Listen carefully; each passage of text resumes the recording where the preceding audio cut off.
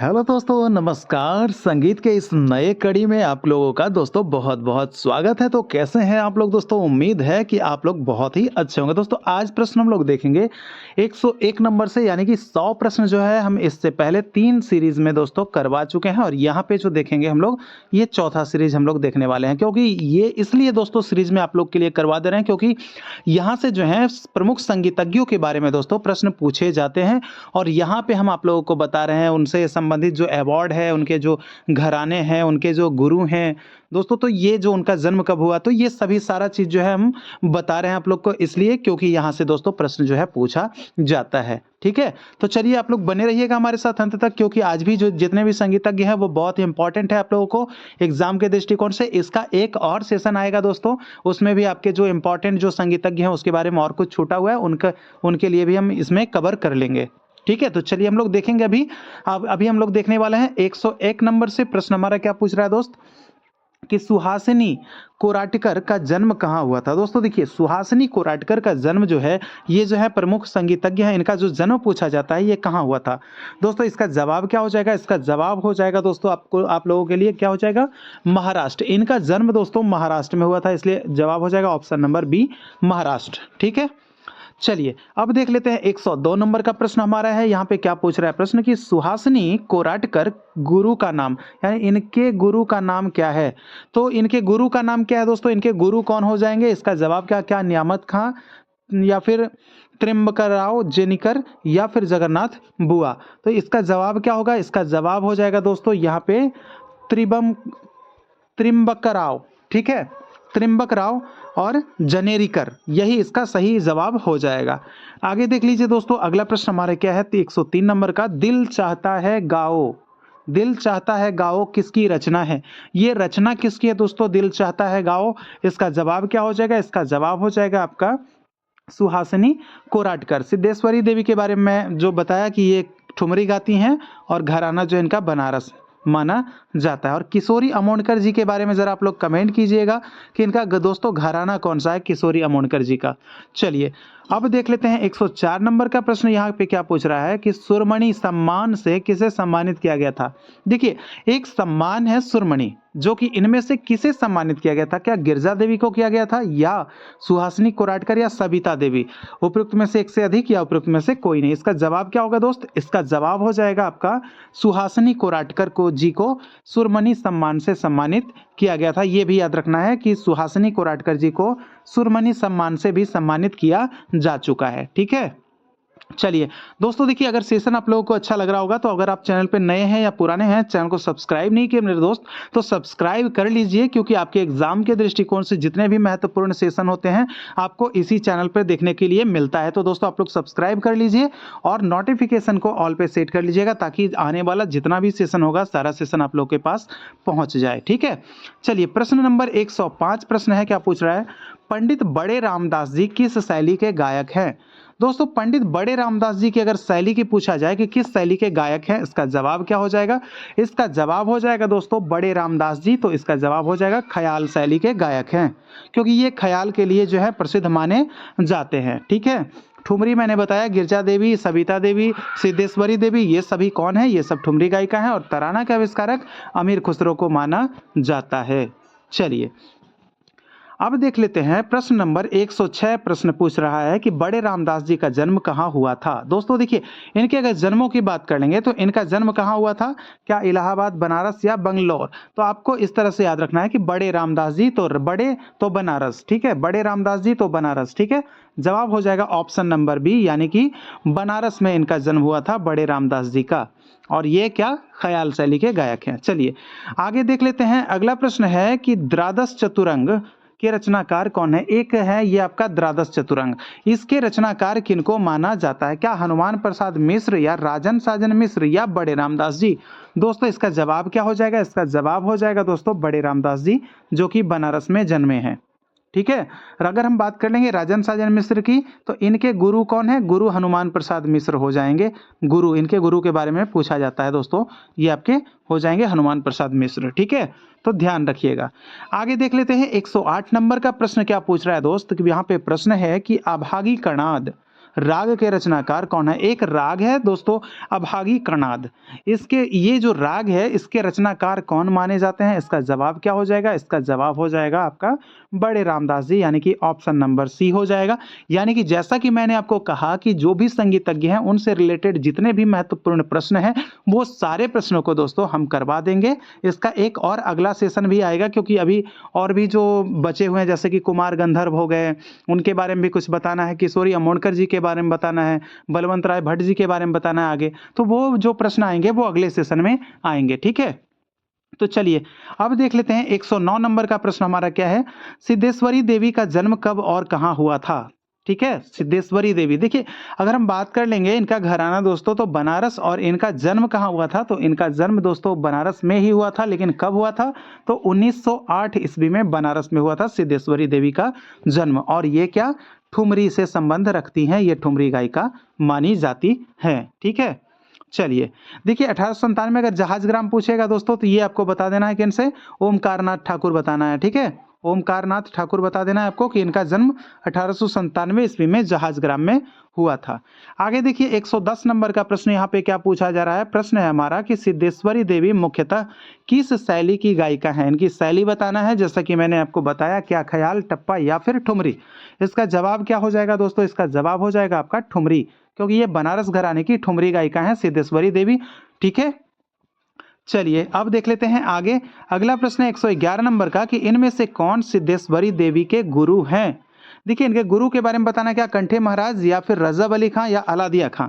अगर गुरु पूछेगा सिद्धेश्वरी तो सिद्धेश्वरी से याद रखना है आपको रजब, ठीक है। रजब अली खां ये जो है आपके गुरु हैं किनके? सिद्धेश्वरी देवी के, ठीक है, रजब अली खां, आप लोगों को याद रखना है। चलिए अब देख लेते हैं प्रश्न नंबर हमारा 112 प्रश्न है, क्या पूछ रहा है कि सिद्धेश्वरी देवी को 1966 में किस पुरस्कार से सम्मानित किया गया था? तो देखिए यहाँ पे क्या भारत रत्न दिया गया था? नहीं, अब तक भारत रत्न केवल 6 ही संगीतज्ञ को मिला है दोस्त, वो मैं बता चुका हूँ आप लोग को। तो क्या पद्मश्री या फिर कालिदास सम्मान? देखिए अगर हम कालिदास सम्मान की अगर हम बात कर लेंगे, कालिदास तो ये मध्य प्रदेश सरकार के द्वारा तानसेन पुरस्कार और कालिदास पुरस्कार भी सम्मान भी ये मध्य प्रदेश सरकार के द्वारा दिया जाता है। और हमारे बिहार सरकार के द्वारा क्या?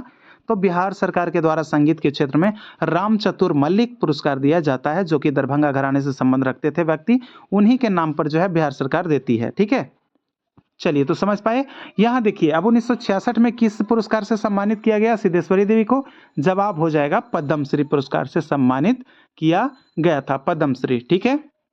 चलिए आगे देख लेते हैं 113 नंबर प्रश्न है कि बेगम अख्तर के बचपन का नाम क्या था? देखिए बेगम अख्तर के अगर बचपन के नाम अगर पूछा जाए तो बचपन का नाम इनका था अख्तरी बाई फैजाबादी, अख्तरी बाई फैजाबादी, यानी कि जवाब हो जाएगा हमारा option number B, Manubai Faizabadi नहीं या फिर शाहबानो फैजाबाद नहीं, जवाब option number B, Akhtari Bai Faizabadi, ठीक है। चलिए अब देखते हैं अगला प्रश्न 114 नंबर जो देखने वाले हैं। प्रश्न पूछ रहा है बेगम अख्तर के बारे में कि इनके गुरु का क्या नाम है? देखिए बेगम अख्तर के गुरु का क्या नाम है? तो इनके जो गुरु हैं उनका क्या नाम हो जाएगा? तो देखिए यहाँ पे जो है यहाँ पे ऑप्शन चेंज करना जो है थोड़ा सा भूल गया हूँ, इसलिए ऑप्शन चेंज नहीं हो पाया, लेकिन इसका आंसर आप लोगों को डायरेक्ट बता देता हूँ दोस्तों कि इनका जो आंसर होगा, इनके जो गुरु हैं उनका नाम क्या हो जाएगा? तो अता मोहम्मद, ठीक है, याद रखिएगा ना आप लोग, अता मोहम्मद, अता मोहम्मद और क्या है? अता मोहम्मद खान, ठीक है। इस हिसाब से हमारा आंसर हो जाएगा उपयुक्त में से कोई नहीं, ऑप्शन नंबर ई, यानी अता मोहम्मद खान जो है बेगम अख्तर के गुरु है। यानी बेगम अख्तर में अ आता है तो अता याद रख लेना है, अख्तर का अता, ठीक है, अता मोहम्मद खान। चलिए अब देख लेते हैं 115 नंबर प्रश्न है कि मल्लिकाए गजल किसे कहा जाता है? अगर पूछेगा कि बेगम अख्तर क्या गाती थी तो ये गजल गाती थी। यहाँ पे आंसर हमारा क्या करना है? मल्लिकाए गजल किसे कहा जाता है? इसका जवाब हो जाएगा ऑप्शन नंबर ए, बेगम अख्तर। बेगम अख्तर को क्या कहा जाता था? बचपन का नाम क्या था इनका? अख्तरी बाई फैजाबादी, ठीक है दोस्तों। देखिए रिपीट इसलिए कर दे रहा हूं ताकि आप लोग के माइंड में सेट हो जाए, आगे बढ़ते जाएं तो भी पिछले प्रश्न को जो है ध्यान में आप लोग ला पाएं, ठीक है। तो मल्लिकाए गजल जो है ये किन्हें कहा जाता है? बेगम अख्तर को कहा जाता है। चलिए गिरजा देवी, सितारा देवी ये सब जो है आपके ठुमरी से संबंधित है। अगला प्रश्न है जो चोना कोरचे आरी, जो चोना कोरचे आरी को किसने गाया है? तो जो चोना कोरचे आरी की अगर बात कर लेंगे तो इसके जो गायक हो जाएंगे, किसने गाया है, ये आपके गायक हो जाएंगे बेगम अख्तर। ठीक है, इसका जवाब हो जाएगा बेगम अख्तर। और इनके गुरु कौन, अभी मैंने बताया कि अता मोहम्मद खां, अख्तर अ से अता। ठीक है, इस तरह से आप लोग को याद रख लेना है। आगे देख लीजिए, अगला प्रश्न है 117 नंबर का प्रश्न है दोस्तों। यहाँ पे जो है संगीतज्ञ चेंज हो गया है, यहाँ पे आप शोभा गुंटूर जी के बारे में देखेंगे। तो शोभा गुंटूर का जन्म कब और कहाँ हुआ था दोस्तों, प्रश्न यही है। तो देखिए, इनका जो जन्म माना जाता है शोभा गुंटूर का, इनका जन्म दोस्तों, इसका जवाब क्या होगा, क्या बेलगांव में होगा 1925, या इंदौर में 1912, या 1924 बिलारी में। इसका जवाब क्या हो जाएगा, इसका जवाब हो जाएगा ऑप्शन नंबर ए, यानी कि बेलगांव में, और 1925 ईस्वी में शोभा गुंटूर का जन्म हुआ था। ठीक है, शोभा गुंटूर का जन्म 1925 में। चलिए आगे देख लेते हैं, 117 नंबर का प्रश्न हमारा क्या पूछा जा रहा है कि शोभा गुंटूर का संबंध किस घराने से है। देखिए, ये शोभा गुंटूर यानी कि किस घराने की शोभा बढ़ा रही थी भाई, इसका जवाब क्या देना है। तो एक आपको जो है बताना क्या है, ये आपका अलादिया खां का घराना, यानी कि जयपुर अतरौली घराने से संबंधित रखते हैं, यानी कि जयपुर के जो संस्थापक माने जाते हैं, अतरौली घराना के जो संस्थापक माने जाते हैं अलादिया खां। ठीक है, अलादिया खां इसके संस्थापक हैं, और इसी के घराने यानी कि जयपुर आगरा से संबंध रखती है शोभा गुंटूर, यानी कि जयपुर आगरा की, ये सॉरी, जयपुर अतरौली की शोभा बढ़ाती हैं। ठीक है, याद रखना है एक कॉन्सेप्ट के माध्यम से। चलिए आगे देख लेते हैं, 119 नंबर का प्रश्न हमारा क्या है कि शोभा गुंटूर के गुरु कौन थे। इनके गुरु की अगर हम बात कर लेंगे तो इनके गुरु कौन थे, इसका जवाब क्या हो जाएगा दोस्तों। देखिए, इसका जवाब हो जाएगा 119 नंबर का क्या, कादिर बख्श, या पंडित पलुस्कर, या भुर्जी खां। देखिए, इसकी अगर हम बात कर लेंगे ना तो दोस्तों ये आपके हो जाएंगे भुर्जी खां, इसके गुरु हो जाएंगे शोभा गुंटूर की, यानी भुर्जी खां। ठीक है, ठीक है, याद रखिएगा, भुर्जी खां कौन थे, तो शोभा गुंटूर के गुरु थे। चलिए आगे देख लेते हैं, अगला प्रश्न हमारा है कि सैया रूप गाई गीत, सैया रूप गाई गीत को किसने गाया है।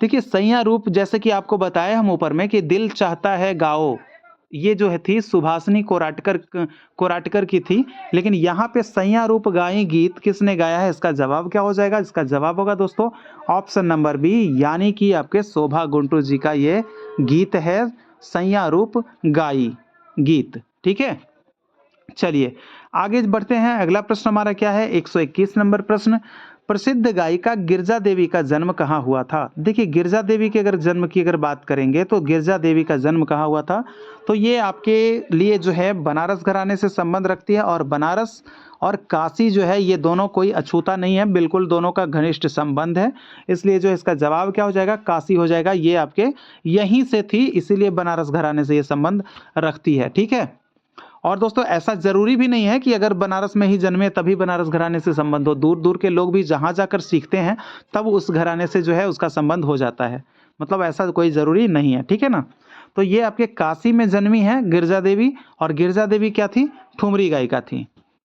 चलिए आगे देख लेते हैं, गिरजा देवी की संगीत शिक्षा किनकी देखरेख में हुई, यानी कि इनमें से किनकी देखरेख में, क्या काशीराम, रामदास जी, या सरजू प्रसाद मिश्र। तो गिरजा देवी अगर पूछेगा तो गिरजा देवी का जो संबंध हो जाएगा ये किनसे, किनकी देखरेख में शिक्षा हुई इनकी संगीत की, तो सरजू प्रसाद मिश्र की देखरेख में गिरजा देवी की शिक्षा हुई, यानी कि एक हिसाब से अगर कहें तो इनके गुरु हो जाएंगे, गुरु की मान मिल जाएगी इनको, यानी कि गुरु कह सकते हैं गिरजा देवी के गुरु सरजू प्रसाद मिश्र को। ठीक है, चलिए अब देख लेते हैं 123 नंबर का प्रश्न क्या पूछ रहा है कि गिरजा देवी किस गायकी के लिए प्रसिद्ध है। भैया इनकी गायकी के बारे में बताना है कि इनकी कौन सी गायकी है, क्या चैती गाती हैं, ठुमरी गाती है, या कजरी गाती हैं। देखिए, गाने के लिए तो वैसे दोस्तों सब कुछ गाती हैं, चैती भी, ठुमरी भी, कजरी भी, लेकिन अगर जो इसमें प्रसिद्धि हासिल है हम उसी के लिए तो आंसर करेंगे ना। तो प्रसिद्धि किस में हासिल है मेरे दोस्त, इसका जवाब हो जाएगा ऑप्शन नंबर बी, यानी कि ये ठुमरी गाती हैं। और ये आपके ठुमरी जो है कितने अंगों से गाई जाती है, बहुत दिन हो गया ये प्रश्न कराए हुए, चलिए बता देते हैं, 2 अंगों से। एक आपका है पूरब अंग की ठुमरी, और दूसरा है आपका पंजाब अंग की ठुमरी। ठीक है, दूसरा है आपका पंजाब अंग ठुमरी। अगर पूछे कि कितने अंगों से गाई जाती है तो भाई याद रखिएगा 2 अंगों से, एक पूरब अंग और दूसरा पंजाब अंग। ठीक है, चलिए आगे देख लेते हैं, अगला प्रश्न है कि वर्ष 2016 में पद्म विभूषण से किसे सम्मानित किया गया था। तो दोस्तों ये प्रश्न है काफ़ी इंपॉर्टेंट हो जाता है, क्योंकि हाल फिलहाल का ही है, 2016 का ही है, और इसी में जो है पद्म विभूषण दिया गया था किसे। तो भाई ये याद रखिएगा ये किनको दिया गया था, इसका जवाब क्या हो जाएगा, यही इसका जवाब हो जाएगा दोस्तों, गिरिजा देवी इनका जवाब हो जाएगा, क्योंकि इन्हीं को जो है 2016 में पद्म विभूषण से सम्मानित किया गया था। अगर प्रश्न बनेगा कि गिरिजा देवी को पद्म विभूषण से कब सम्मानित किया गया था, तब याद रखना है 2016 ईस्वी को। ठीक है, चलिए आगे देख लेते हैं। प्रश्न नंबर 125 है हमारा, क्या पूछ रहा है, सविता देवी का जन्म कब और कहां हुआ था। देखिए इनका जन्म कब हुआ था और कहां हुआ था, तो ये बताना है। तो दोस्तों इसका जो जन्म हुआ था अगर बात करेंगे तो इनकी जो जन्म होगी वो कहां होगी। देखिए अभी मैंने बताया ना कि काशी नगरी, तो काशी और बनारस का जो है वो काफी जो है गहरा संबंध है। तो यहाँ पे आप लोग के लिए अगर काशी रहे या बनारस रहे, कहीं से भी कंफ्यूज नहीं होना, इसीलिए मैंने दोनों प्रश्नों को डाल दिया है यहाँ पे। और यहाँ पे आप लोगों के लिए ईस्वी के साथ लाया हूँ ताकि ईस्वी भी पता चल जाए कि कब हुआ और कहाँ हुआ। देखिए इसका जवाब क्या हो जाएगा दोस्तों, इसका जवाब हो जाएगा 1940 ईस्वी को बनारस में। बनारस कह ले या काशी कह ले, ठीक है, कंफ्यूज नहीं होना है, वर्ष याद रखना है 1940, बनारस कह ले या काशी कह ले। ठीक है, क्लियर। चलिए अब देख लेते हैं अगला प्रश्न हमारा क्या पूछा जा रहा है कि बनारस हिंदू विश्वविद्यालय से इनमें से कौन संगीत में स्नातकोत्तर किया है। दोस्तों कौन से ऐसे व्यक्ति हैं जो BHU से, ठीक है, बनारस हिंदू यूनिवर्सिटी से कौन है संगीत में जो स्नातकोत्तर किए हैं। इसका जवाब क्या, गिरिजा देवी किए हैं, सविता देवी या बेगम अख्तर, कौन किए हैं। इसका जवाब क्या हो जाएगा, तो 126 का जवाब हो जाएगा दोस्तों। यहाँ पे अब गिरिजा देवी का प्रश्न खत्म, अब आ जाएंगे ये सविता देवी पर। यहाँ पे जवाब हो जाएगा option number B, Savita Devi. ठीक है, चलिए आगे देख लेते हैं। अगला प्रश्न हमारा क्या हो जाएगा, 127 नंबर का प्रश्न है, इनमें से कौन कुशल सितार वादक भी थी। जैसा कि आपको हम बता दें दोस्तों, यहाँ आप लोग जानते होंगे इनके बारे में कि कौन ये कुशल सितार वादक थी। क्या गिरिजा देवी है या सविता देवी या बेगम अख्तर, कौन है। इसका जवाब क्या हो जाएगा, सविता देवी हो जाएगा। देखिए आप लोग जानते होंगे कि इनका जो है ये क्या है, ठुमरी गायिका है दोस्तों। ये ठुमरी गायिका तो हैं ही, इसके साथ साथ सितार वादक भी हैं। ठीक है, सितार वादक भी हैं। और सितार में कितने तार होते हैं, 7 तार होते हैं। और सितार के आविष्कारक कौन है, अमीर खुसरो को माना जाता है। ठीक है, समझ पा रहे हैं ना। ठीक है, चलिए तो ये जो है आपके स्नातकोत्तर की डिग्री भी लिए थे, कहाँ से, BHU से। और कुशल सितार वादक भी हैं सविता देवी। ठीक है, स से सविता, स से सितार। ठुमरी भी है, ऐसा नहीं, ठुमरी को भी लिखना है क्योंकि प्रमुख इनकी ठुमरी ही है। और ये साइड से सितार भी बजाती हैं, तो अच्छी बजाती होंगी, इसीलिए ये जो है हम लोगों के ध्यान में आया है। ठीक है, चलिए आगे देख लेते हैं। 128 नंबर का प्रश्न अब स्टार्ट हो गया हमारा मोगूबाई कोर्डीकर से। तो इनका जन्म कहाँ हुआ था, कब हुआ था, ये भी आपको कमेंट करना है कि इनका जन्म अभी देखते हैं कहाँ हुआ था। तो मोगूबाई कोर्डीकर का जो जन्म है दोस्तों कहाँ हुआ था, क्या जबलपुर में, गोवा में या फिर मुंबई में। इसका जवाब क्या हो जाएगा, तो इसका जवाब हो जाएगा मेरे दोस्त गोवा। यानी कि मोगूबाई कोर्डीकर का जन्म जो हुआ था ये आपके कहाँ हुआ था, गोवा में हुआ था। और गोवा की राजधानी कहाँ होती है, पणजी होती है। और गोवा जो है बहुत ये समुद्र के किनारे जो है बसा हुआ जो स्टेट है, जिसको यूनियन टेरिटरी बोलते हैं, तो वो आपका स्टेट है। ठीक है, चलिए आगे देख लेते हैं। अगला प्रश्न हमारा क्या पूछा जा रहा है कि मोगूबाई कोर्डीकर के कथक गुरु कौन थे। कथक, ठीक है, कथक आपको याद रखना है दोस्तों। देखिए कथक, मोगूबाई कोर्डीकर के कथक गुरु के बारे में अगर पूछा जाएगा तो क्या शांताराम लाल या फिर लियाराम लाल या लालमणि मिश्र, कौन हो जाएंगे। इसका जवाब क्या होगा मेरे दोस्त, तो ऑप्शन जो हमें मिला है तो इन तीनों में से जो इसका जो जवाब हो जाएगा दोस्त, इनका जवाब क्या हो जाएगा, ऑप्शन नंबर बी इसका जवाब हो जाएगा कि मोगूबाई कोर्डीकर के जो कथक के गुरु थे वो लियाराम लाल थे। और कथक कहाँ का लोक नृत्य है, तो ये आपके, अगर हम कथक की बात करें तो ये आपके उत्तर भारत भी रहता है। उत्तर भारत का लोक नृत्य अगर पूछे तो भी कथक हो जाएगा। अगर स्पेशल पूछे बिहार, उत्तर प्रदेश, उड़ीसा, पश्चिम बंगाल, तब आपको उत्तर प्रदेश बताना है, क्योंकि उत्तर प्रदेश, ठीक है, यहाँ पे रासलीला भी होता है, नौटंकी भी होता है। ये सब कहाँ पे है, ये सब आपके उत्तर प्रदेश में प्रचलित है। ठीक है, तो मोगूबाई कोर्डीकर के कथक गुरु जान लिए आप लोग कि लियाराम और लियाराम लाल। चलिए अब देख लेते हैं इस सेशन का अंतिम प्रश्न। और इसके बाद जो सेशन आएगा उसमें जैसा कि मैंने आपको बता दिया कि रामाश्रय झा आपके हो गए, कुमार गंधर्व हो गए, और भी जो आपके जो पंडित जसराज जी हो गए, इन सबों से जो है प्रश्न आने बाकी है। बलवंत राय भट्ट जी हो गए, इन सबों से जो है दोस्तों आप लोगों के लिए जो है प्रश्न आने बाकी है। ठीक है, किशोरी अमोणकर, तो इन लोगों से प्रश्न आएंगे, तो आप लोग जो है अगले सेशन के लिए भी तैयार रहिएगा। और इसके बाद का सेशन में आने वाला जस्ट प्रश्न पढ़ते हैं दोस्तों। यहाँ पे निम्नलिखित में से कौन अपने शिष्यों के बीच माई, ठीक है, यानी माँ बोलते हैं ना, माँ, जैसे माँ अन्नपूर्णा देवी को माँ कहा जाता था, तो यहाँ पे है प्रश्न दोस्तों कि माई के नाम से कौन फेमस थी, अपने उपनाम से कौन जानी जाती थी अपने शिष्यों के बीच, ठीक है। तो प्रश्न है कि इनमें से कौन अपने शिष्यों के बीच माई के उपनाम से जानी जाती थी। तो माई किनको कहा जाता था, क्या अन्नपूर्णा देवी को, किशोरी अमोणकर को, या मोगूबाई कौरडीकर को। तो इसका देखिए अन्नपूर्णा देवी को तो भाई माँ कहा जाता था, माई तो नहीं कहते थे। इसका जो जवाब हो जाएगा दोस्तों ऑप्शन नंबर सी हो जाएगा, मोगूबाई कौरडीकर, ठीक है। मोगूबाई कौरडीकर जो है, इनके कथक गुरु आप लोगों ने जान लिया, इनके बारे में जन्म कहाँ हुआ ये जान लिया। तो ये जो है आपके इन्हीं के जो है क्या क्या बोला जाता है, माई बोला जाता है। इनके शिष्यों के बीच में, यानी इनके जो शिष्य रहे हैं, ये इन्हें उपनाम दिए हैं माई, माई बुलाते हैं, माई, ठीक है। तो दोस्तों ये जो आज का जो प्रश्न था आप लोगों के लिए 130 प्रश्न आज क्लियर करवाए हैं। इस सेशन में 30 प्रश्न आप लोगों के सामने क्लियर करवाए हैं। तो आज का सेशन दोस्तों आप लोगों को कैसा लगा है, कमेंट बॉक्स में कमेंट ज़रूर कीजिएगा, और क्योंकि दोस्तों आपके कमेंट से ही मुझे मोटिवेशन मिलता है। और दोस्तों हम मिलेंगे आपसे अगले सेशन में उन तमाम संगीतज्ञों के साथ जिनका मैंने नाम लिया है, उनसे जुड़े जो प्रश्न पूछे जाते हैं उनको लेकर मैं हाजिर रहूँगा अगले सेशन में। जब तक के लिए दोस्तों मुझे दीजिए इजाज़त, और अगर आप चैनल को सब्सक्राइब अभी तक नहीं किया है तो सब्सक्राइब करके नोटिफिकेशन को ऑल पे सेट कर लीजिएगा, ताकि दोस्तों आप लोग के लिए जो है रेगुलर सेशन आए, तो आपके एग्जाम में जो है बिल्कुल टैली करवाने के लिए यही प्रयास रहती है। तो उन सब प्रश्नों को जो है आप लोग अच्छे से रिवीजन करिए, वो सब प्रश्न आपका कभी छूटे नहीं, ठीक है। तो चलिए मिलेंगे दोस्तों अगले सेशन में, मुझे इजाजत दीजिए। जय हिंद, जय भारत।